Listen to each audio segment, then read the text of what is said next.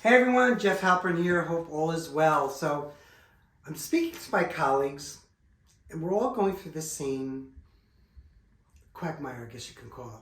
Several of our buyers want to wait a year to buy their next home, or their first home actually. So I'm thinking about it. I said, why are they doing that? Because when you look at the numbers say you should buy now, especially with lack of inventory that's going to continue and the prices to continue to raise and raise and raise. Yes, the rate may be lower, but will your costs be any lower? Let me show you some numbers and I think you'll get what I mean. So say for instance today you buy a house for $500,000. And that's basically a first-time home buyer's home. Now you're putting down 20%. 20% for $500,000 is $100,000 down, which means you're going to be mortgaging $400,000. So you're mortgaging $400,000. Today's rate, APR, is 6.76%. So 6.76%, which means that your mortgage payment of $400,000 will cost you $2,000, and I'll look at my handy dandy clipboard, $596 per month. Okay, seems like a lot, right? But that's what it is. Now let's look at what it's going to cost you a year from now. So with the prediction of rate of house prices going up 8%, next year's $500,000 home will be $540,000. With 20% down, so 80% financing, your mortgage will be $432,000.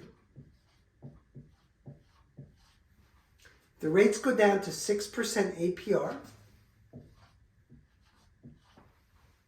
Your payment for your mortgage will be $2,592 per month.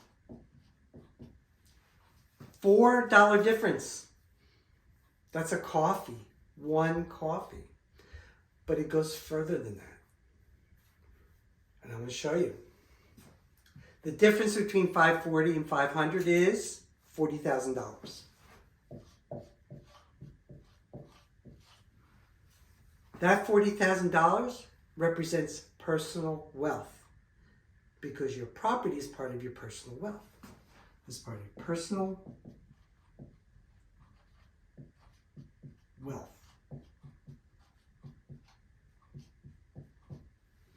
Next, what about the rent that you're paying? So say you're paying a very small rent, which is $2,000 a month, which is much greater than that in some areas, right? So $2,000 a month for a year. Remember, it's a 1 year difference. It's $24,000 per year for rent. Add them up together. Guess what? $64,000 of personal wealth is out the window. Where else can you make that much money in a year other than maybe if you're working and your salary is above $64,000? So you're losing $64,000 per year of personal wealth. So now you're saying, well, yeah, I get that. But it goes even further. So you take this $400,000 loan, you refinance it in a year at the new 6%. Do you know what that is per month? Let's see if I can find more room. That's $2,400 per month payment. Now you're saving yourself $192 from this amount. Who knows what that's going to add up to in your 15 or 30-year mortgage. And by the way, this is based on a 30-year fix.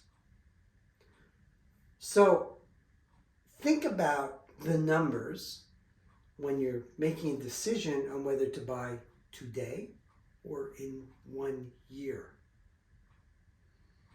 Because it makes a big difference. Yes, it's hard to buy a house today. In 1 year from now, it's going to be even harder.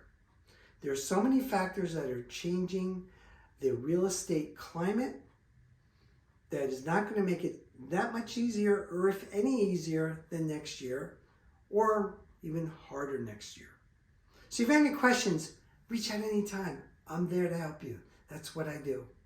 Thanks so much for listening, and have a great day. And don't forget, the Halpern Real Estate Group opens doors one home at a time. Take care.